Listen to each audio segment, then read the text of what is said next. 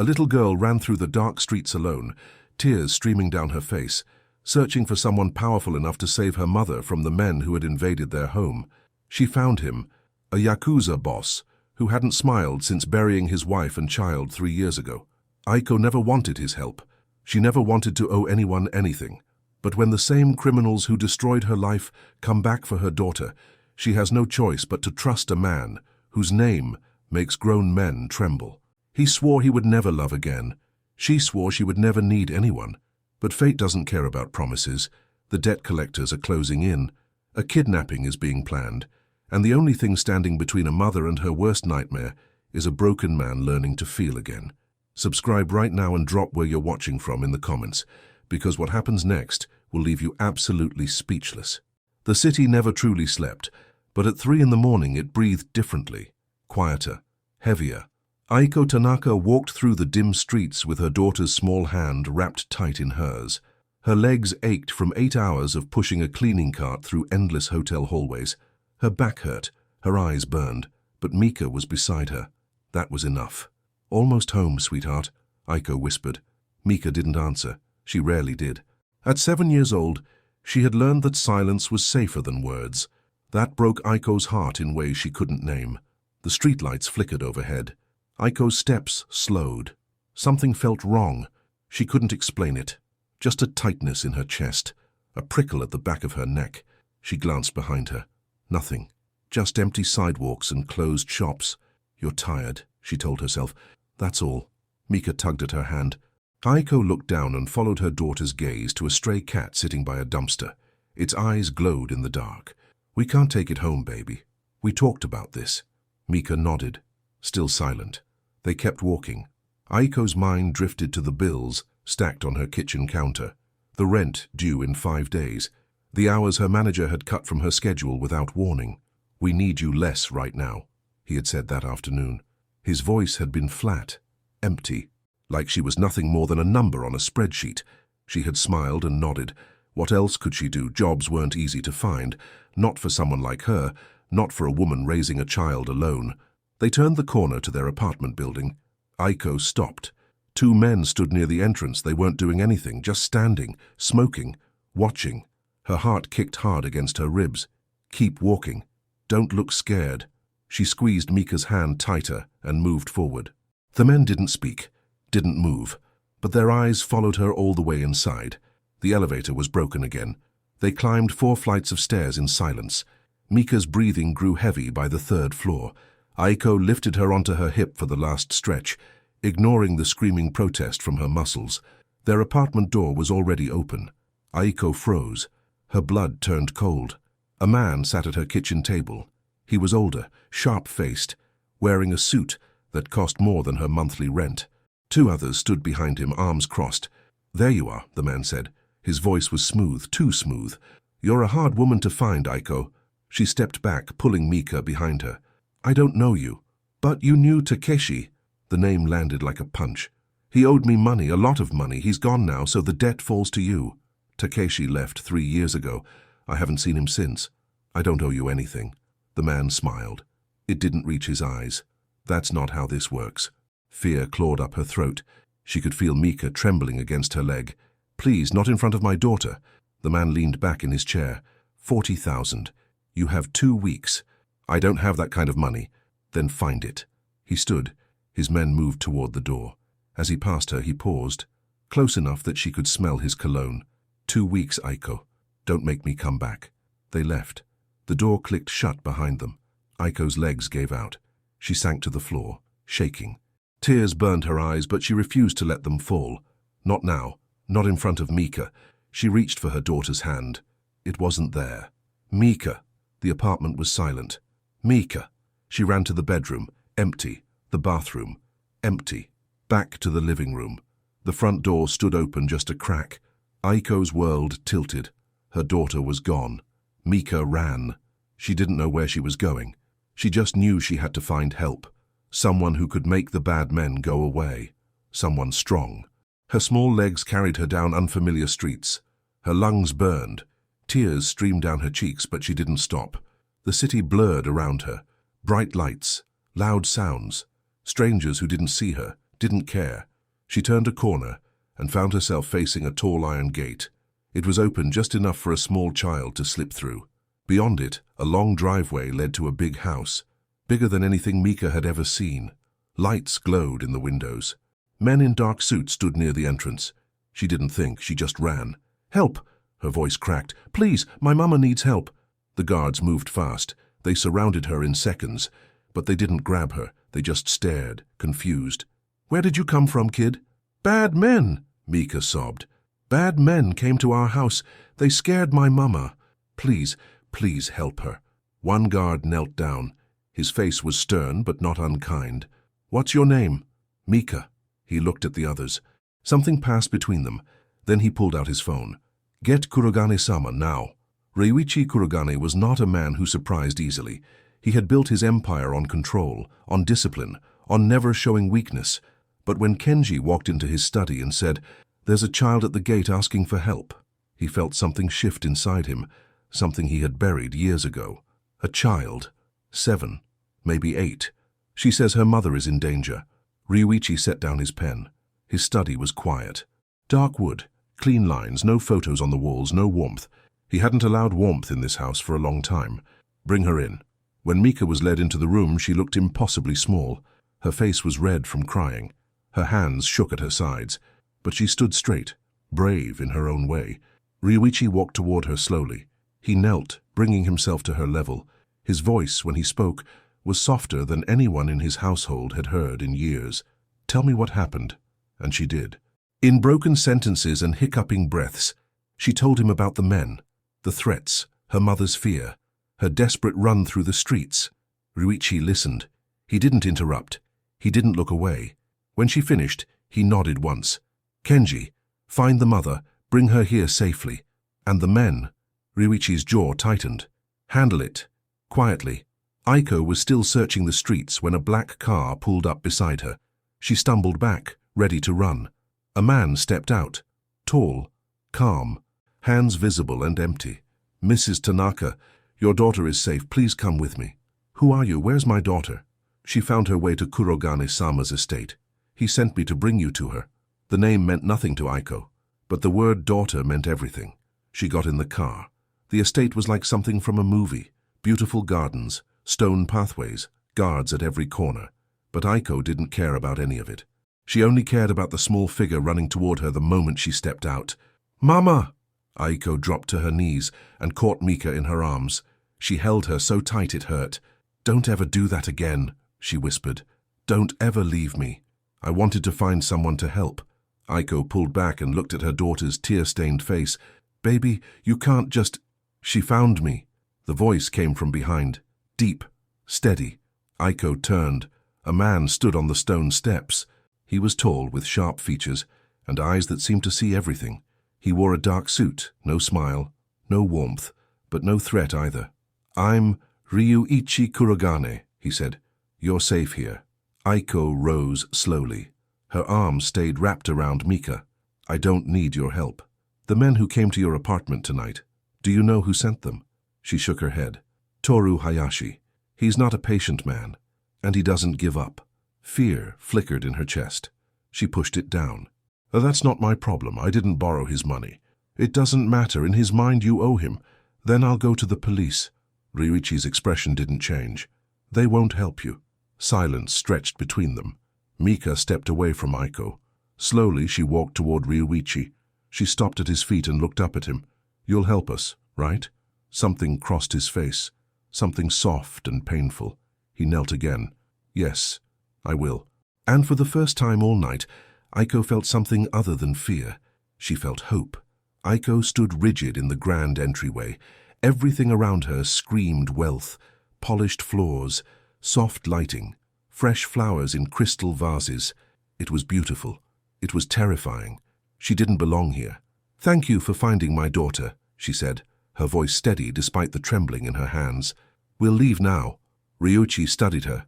His expression gave nothing away. "It's past midnight. The streets aren't safe. We've managed before." "Against Toru Hayashi?" The name hung in the air between them. Aiko's jaw tightened. She hated this. Hated feeling weak. Hated needing anyone. "Mama." Mika's small voice cut through her thoughts. I'm tired. Aiko looked down. Her daughter's face was pale. Dark circles rimmed her eyes. She swayed slightly on her feet. Before Aiko could react, Mika's knees buckled. Ryuichi moved faster than she expected. He caught Mika before she hit the ground, lifting her with surprising gentleness. She's exhausted, he said quietly. When did she last eat? Shame burned in Aiko's chest. She couldn't remember. The day had been chaos. Bills, work, fear. She'd forgotten to feed her own child. Her voice broke. There's a guest room upstairs. Clean sheets. Private bathroom. Stay the night. Just one night. In the morning we can talk about next steps. Aiko wanted to refuse. Every instinct screamed at her to grab Mika and run, but her daughter lay limp in a stranger's arms, and for the first time, Aiko admitted the truth to herself. She couldn't do this alone.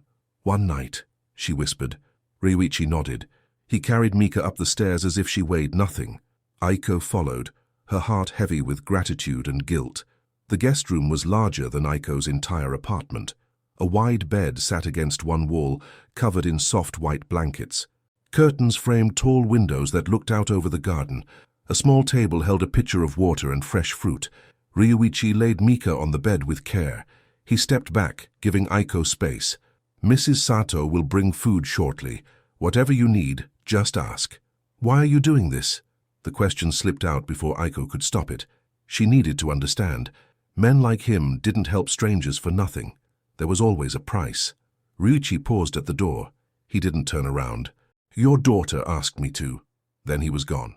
Mrs. Sato arrived minutes later. She was a round woman with kind eyes and silver hair pulled back in a neat bun.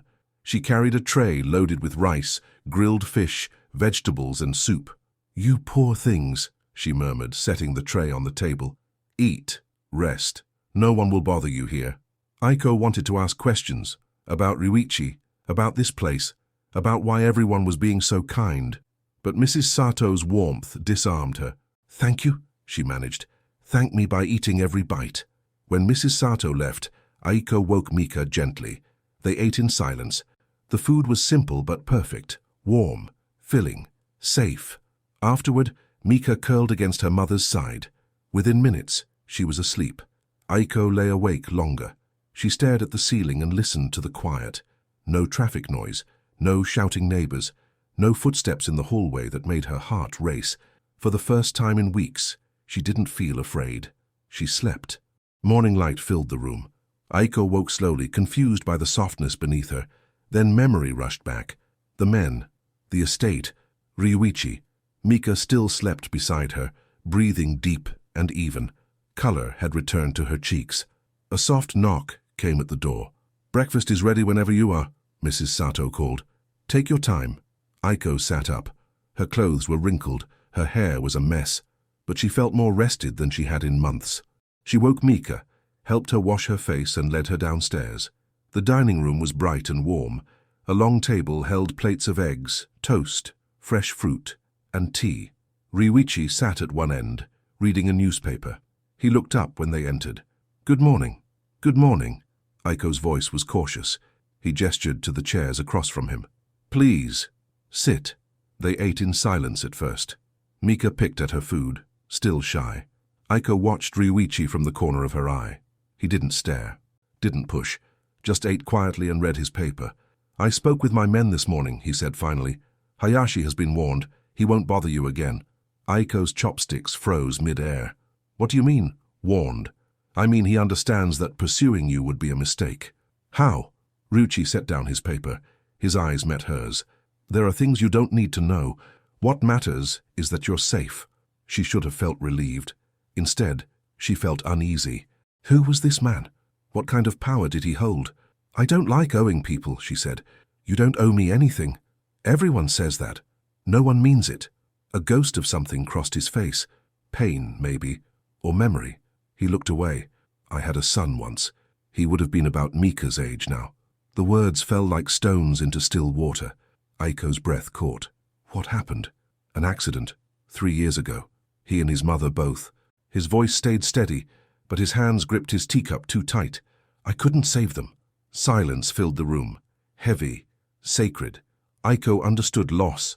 She knew the way it hollowed you out. The way it made you build walls so high no one could climb over. I'm sorry, she whispered. He nodded once. Just once. Mika slid off her chair. She walked around the table and stopped beside Ryuichi. Without a word, she placed her small hand on his arm. Something shifted in his eyes. Something softened. Stay a few more days, he said quietly, until we're certain Hayashi won't return. Aiko should have said no. She should have taken her daughter and left, gone back to their cramped apartment and their difficult life. But Mika's hand stayed on Ryuichi's arm, and for the first time, Aiko saw her daughter reach out to someone other than her. A few days, she agreed. Those few days stretched into a week. Aiko tried to return to normal. She called her manager and asked for extra shifts. She took the train back to her apartment to check the mail. She pretended nothing had changed. But everything had changed. Guards followed her at a distance. She spotted them on street corners, in parked cars, never close enough to crowd her, but always there. At first it bothered her. She wasn't a prisoner, she didn't need protection. Then she found the note. It was slipped under her apartment door. Simple words on white paper. 2 weeks aren't over. Her hands shook as she read it. Hayashi hadn't given up.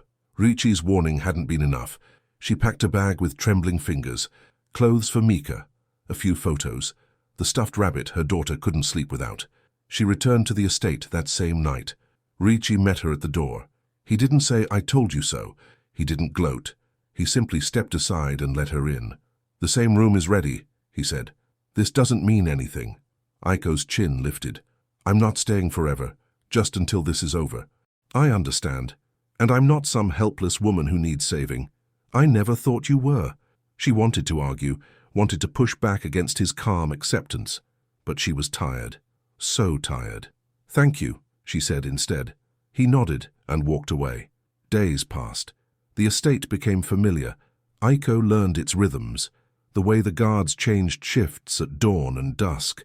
The way Mrs. Sato hummed while cooking. The quiet hours when Ryuichi locked himself in his study. She challenged him one evening at dinner. "You control everything here," she said. "Every door, every person, every moment." He set down his fork. "Does that bother you?" "Yes. It feels like a cage." "Then leave." The words hung between them. Not harsh, not cold, just honest. Aiko stared at him. "What?" "The door is unlocked. The guards won't stop you. If you want to go, go." She didn't move. Mika watched them from across the table. Her eyes moved from her mother to Ryuichi and back again. Then slowly she reached out. Her small hand found Ryuichi's. She didn't let go. Something cracked in Aiko's chest, something hard and brittle that had been building for years. She looked at her daughter's fingers, wrapped around this stranger's hand. This man who had saved them. This man who had lost everything and still chosen to help. Maybe safety wasn't a cage. Maybe it was a choice. "I'll stay," Aiko said quietly. Ryuichi's eyes softened. Just barely. Just enough. Good. And for the first time since she could remember, Aiko felt like she might actually belong somewhere. 2 weeks became 3. 3 became a month. Aiko stopped counting the days. Somewhere along the way, the estate had transformed from a temporary shelter into something else. Something that felt dangerously close to home. She still worked her hotel shifts. Pride wouldn't let her stop. But now she returned each night to warm meals and a daughter who smiled more than she had in years. Mika had changed the most. The quiet child who rarely spoke had begun to open. Not loudly, not all at once, but in small, precious moments that made Aiko's heart ache with hope. It started with drawings. Mika would sit in the corner of Ryuichi's study, crayons spread around her, creating pictures while he worked. He never asked her to leave, never seemed annoyed by her presence. He just let her be. One afternoon, Aiko paused outside the study door. She watched through the gap as Mika approached Ryuichi's desk. "This is for you." Her daughter's voice was soft, barely above a whisper, but it was there. Ryuichi set down his pen. He took the drawing with both hands, studying it carefully. It showed 3 figures standing outside a house. A tall man, a woman with long hair, a small girl between them. "Is this us?" he asked. Mika nodded. "It's beautiful. Thank you." A tiny smile crossed Mika's face. She returned to her corner and picked up another crayon. Aiko pressed her hand against her chest. The scene hurt in the best way. Her daughter was healing, finding safety, learning to trust again. And so, she realized, was she.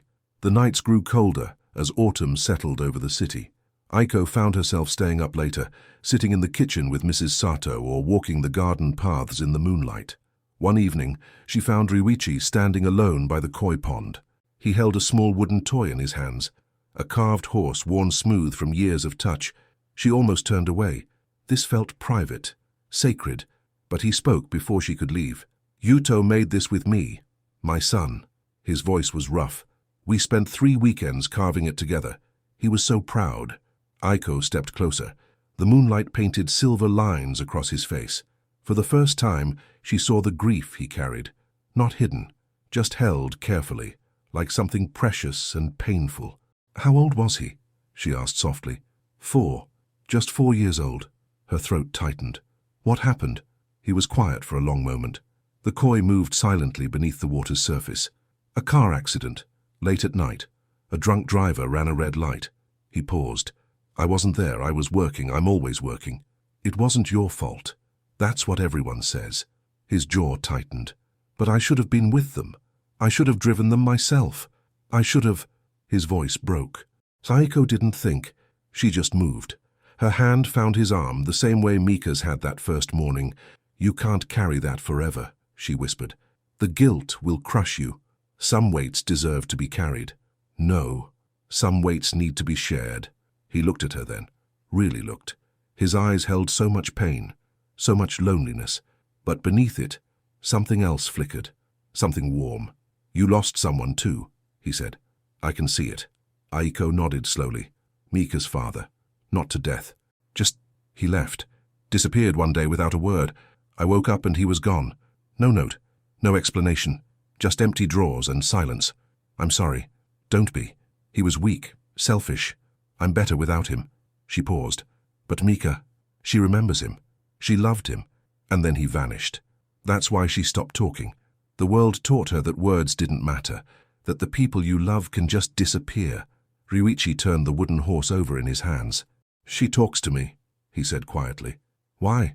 Aiko considered the question. "Because you stayed. You didn't ask for anything. You just stayed." Silence wrapped around them. Comfortable. Honest. "Thank you," Aiko said, "for giving her that. She gave me something too." "What?" He looked toward the house, toward the light in Mika's window. "A reason to come home." The peace shattered 3 days later. Kenji appeared at breakfast with a grim expression. He leaned close to Ryuichi and spoke in low tones. Aiko watched the color drain from Ryuichi's face. "What is it?" she demanded. Ryuichi dismissed Kenji with a nod. He waited until the door closed before speaking.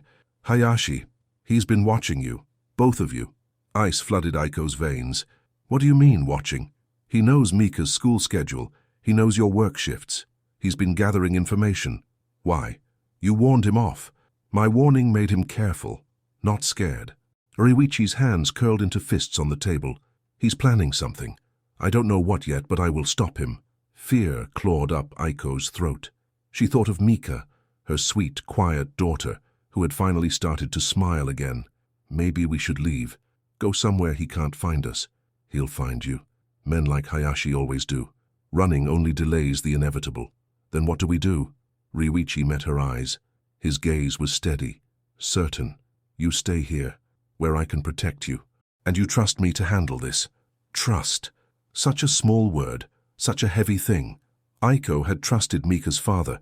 He had betrayed her. She had trusted her own strength. That had nearly broken her. But Ryuichi was different. She felt it in her bones. He wasn't asking for blind faith. He was asking for partnership.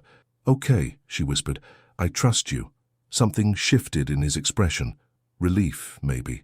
Or gratitude. "I won't let anything happen to you. Either of you. I promise." The days that followed were tense. Guards doubled around the estate. Kenji drove Mika to school personally. Aiko stopped working her night shifts, unable to bear the thought of being away from her daughter after dark. But life continued. Meals were shared. Laughter echoed through hallways. Small moments piled up like stones, building something solid. One evening, Aiko helped Mrs. Sato prepare dinner.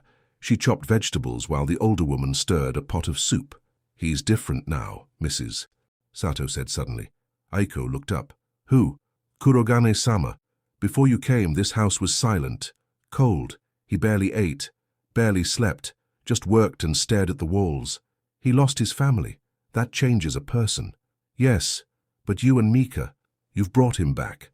Mrs. Sato smiled gently. You've reminded him how to live. Aiko's cheeks warmed. She focused on the carrots in front of her. We're just guests. Are you? The question lingered long after dinner ended. That night, Aiko couldn't sleep. She wandered downstairs and found Ryuichi in the living room, reading by lamplight. Trouble sleeping? He asked without looking up. Always. She sat across from him. What are you reading? History. Boring stuff. He closed the book. You should rest. Tomorrow might be long. I'm tired of resting. I'm tired of waiting. She leaned forward. Tell me what's really happening. What is Hayashi planning? Ryuichi hesitated. Then he set the book aside. He wants leverage. Something to use against you. To force you to pay what he claims you owe. I don't have anything he could want. You have Mika. The words hit like a physical blow. Aiko's hands flew to her chest. He wouldn't. He would. And he will try, but I won't let him succeed. Ryuichi's voice hardened. I've increased security at her school. Kenji watches her personally. She won't be alone for a single moment. Aiko's breathing came fast and shallow. Fear and fury battled inside her. If he touches her, he won't. You can't promise that. You can't control everything. No, but I can control this. He leaned forward, closing the distance between them. Listen to me. I failed my son. I wasn't there when he needed me most. That guilt has haunted me every day for 3 years. But I'm here now. I'm here for Mika. And for you. I won't fail again. Tears burned Aiko's eyes. She blinked them back. Why do you care so much? We're strangers. We stumbled into your life by accident. There are no accidents. His voice softened. Your daughter ran through these gates for a reason. She found me for a reason. I don't believe in coincidence anymore. I believe in second chances. Aiko stared at him. This man who held so much power. This man who had lost everything and still chose to protect. Still chose to feel. Something shifted inside her. Something that had been frozen for years began to thaw. I'm scared, she admitted. I know. Not just of Hayashi. Of this, of us, of whatever is happening between us. His eyes met hers. Warm. Honest. So am I. The admission hung in the air. Raw. Real. Neither of them moved closer. Neither pulled away. They just sat together in the lamplight, two broken people learning to hope again. And somewhere upstairs a little girl slept peacefully, dreaming of a family she was only beginning to understand. The morning started like any other. Aiko braided Mika's hair while Mrs. Sato prepared breakfast. Sunlight streamed through the kitchen windows. The smell of rice and miso soup filled the air. Normal. Safe. Beautiful. Kenji arrived to drive Mika to school. Aiko knelt and kissed her daughter's forehead. Be good today. I'll pick you up at 3. Okay, Mama. Mika hugged her tight. I love you. I love you too, sweetheart. So much. She watched the car disappear down the driveway. A familiar worry gnawed at her chest, but she pushed it away. Mika was protected. Kenji was with her. Everything would be fine. She spent the morning helping Mrs. Sato clean, folding laundry, sweeping floors, simple tasks that kept her hands busy and her mind quiet. At noon, her phone rang. She didn't recognize the number. A cold feeling crept up her spine. Hello? Mrs. Tanaka. The voice was smooth, familiar, terrifying. We need to talk. Hayashi, how did you get this number? That doesn't matter. What matters is your daughter. Such a sweet little girl. So quiet. So trusting. Aiko's blood turned to ice. If you touch her, calm down, she's fine for now, but that could change very quickly. What do you want? Meet me at the park on 5th Street. Alone. 30 minutes. Bring the 40,000 you owe me. I don't have that money. Then find it or find a new daughter. The line went dead. Aiko couldn't breathe. Her hands shook so hard she dropped the phone. It clattered against the floor. Mrs. Sato rushed over. What happened? What's wrong? Mika, he has Mika. Chaos erupted, guards mobilized, phones rang. Ryuichi emerged from his study with thunder in his eyes. Tell me everything, he commanded. Aiko repeated the call word for word. Her voice cracked. Tears streamed down her face. He wants me to meet him alone. He wants money I don't have. You're not going alone. I have to. He'll hurt her if I don't. Ryuichi gripped her shoulders. His touch was firm but gentle. Listen to me. Hayashi is a coward. He uses fear to control people, but he's not as powerful as he pretends. We will get Mika back together. How? Kenji is already tracking her location. My men are surrounding the park. When you meet Hayashi, you won't be alone. You'll never be alone again. Aiko stared into his eyes. She saw certainty there. Strength. Promise. Okay, she whispered. Tell me what to do. The park was empty, except for Hayashi and two of his men. Aiko walked toward them on shaking legs. Her heart pounded so loud she could barely hear anything else, but she kept moving. For Mika. Always for Mika. Hayashi smiled when he saw her. That same cold, empty smile from the night he invaded her apartment. You came. Smart woman. Where is my daughter? He gestured toward a bench nearby. Mika sat there, pale and trembling, held in place by one of his men. Mama, it's okay, baby. Everything's going to be okay. Aiko's fear transformed into something else, something fiercer. She wasn't just a scared woman anymore. She was a mother protecting her child. Let her go, she said. Her voice didn't shake. This is between you and me. Hayashi laughed. You don't give orders here. Where's my money? I told you. I don't have it. Then we have a problem. He stepped closer. His hand reached toward her face. Aiko moved without thinking. She grabbed his wrist and twisted. Hard. Self-defense classes from years ago kicked in. Muscle memory took over. Hayashi yelped in surprise. His men moved toward her, but they never reached her. Shadows emerged from the trees. Ryuichi's guards surrounded them in seconds. Silent, efficient, overwhelming. And then Ryuichi himself appeared. He walked toward Hayashi with slow, measured steps. No hurry, no fear, just absolute, terrifying calm. Toru. His voice was quiet, deadly. We had an agreement. Hayashi's face went white. Kurogane, this isn't your business. You made it my business when you threatened people under my protection. She owes me money. She owes you nothing. The debt belonged to a man who abandoned her. You know this. You just don't care. Ryuichi stopped inches from Hayashi's face. Here's what's going to happen. You're going to leave this city tonight. You're going to forget you ever heard the name Tanaka. And if I ever see your face again, if you ever come near this woman or her daughter again, I will make sure you disappear. Permanently. The threat hung in the air like smoke. Hayashi's arrogance crumbled. Fear replaced it. Real, naked fear. Fine, I'm leaving. Just let me go. Ryuichi nodded to his men. They released Hayashi and his guards. Run, Ryuichi said softly. They ran. Aiko held Mika so tight she worried she might hurt her, but she couldn't let go, couldn't stop the tears streaming down her face. I've got you. I've got you. You're safe now. I was so scared, Mama. I know, baby. I know. But it's over. It's all over. Ryuichi stood nearby, watching them. His face was pale, his hands trembled slightly at his sides. When Aiko finally looked up, she saw something in his eyes she hadn't expected. Not triumph, not satisfaction. Fear. The same fear she felt. The fear of almost losing someone precious. Thank you, she said. The words felt inadequate. Thank you for saving her. You saved her. I just made sure no one got in your way. Mika pulled back from her mother's embrace. She looked at Ryuichi with red-rimmed eyes. Are you okay? She asked him. The question seemed to break something inside him. He knelt down, bringing himself to her level. I'm okay. Are you?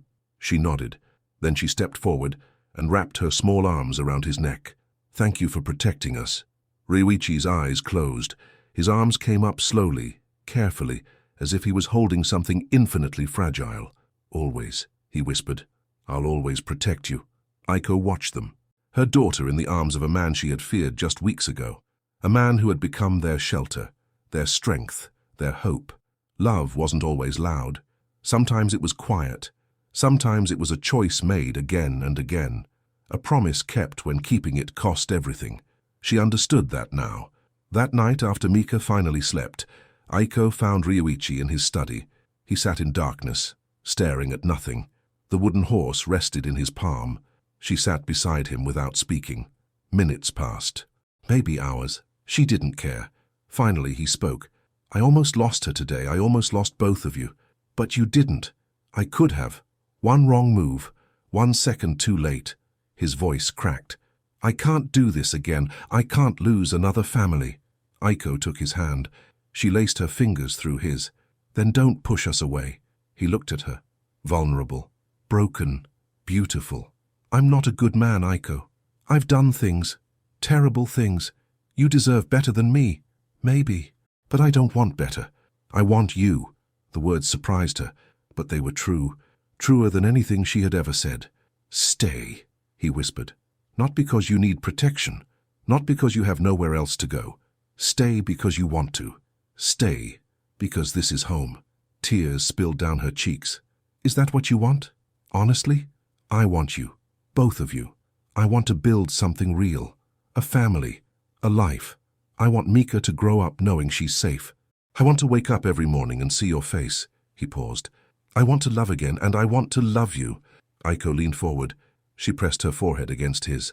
Then ask me, properly. He took a shaky breath. Will you stay? Will you be my family? Yes. The word was simple. The meaning was everything. He kissed her then. Soft, gentle.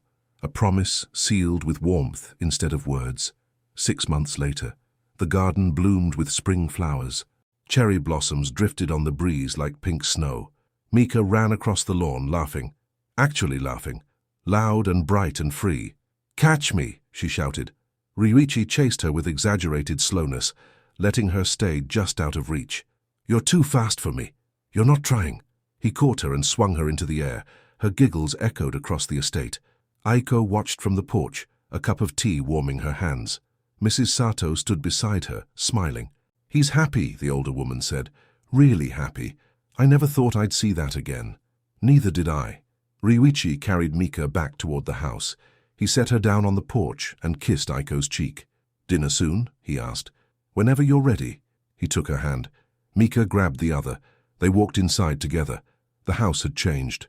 Photos now hung on the walls. Drawings covered the refrigerator. Toys scattered across the living room floor. It was messy, imperfect, alive. It was home. That night after dinner, they sat together in the living room. Mika curled between them, her head on Ryuichi's shoulder, her hand in Aiko's lap. Tell me a story, she said sleepily. What kind of story? A happy one. About a family that stays together forever. Ryuichi looked at Aiko. She looked back at him. Once upon a time, he began, there was a little girl who was very brave. She ran through the night to find help for her mother. And she found a man who had forgotten how to smile. What happened next? Mika murmured. She taught him. She taught him that love was worth the risk, that family wasn't just blood, that home was wherever the people you love are. Mika's eyes drifted closed, her breathing slowed. And they lived happily ever after, she whispered. Ryuichi pulled Aiko closer. She rested her head on his shoulder. Yes, he said softly. They did. Outside, the cherry blossoms continued to fall. Inside, a family held each other close, safe, whole, together. Love had found them when they least expected it, and it had given them something none of them thought they'd ever have again. A second chance, a home, a forever.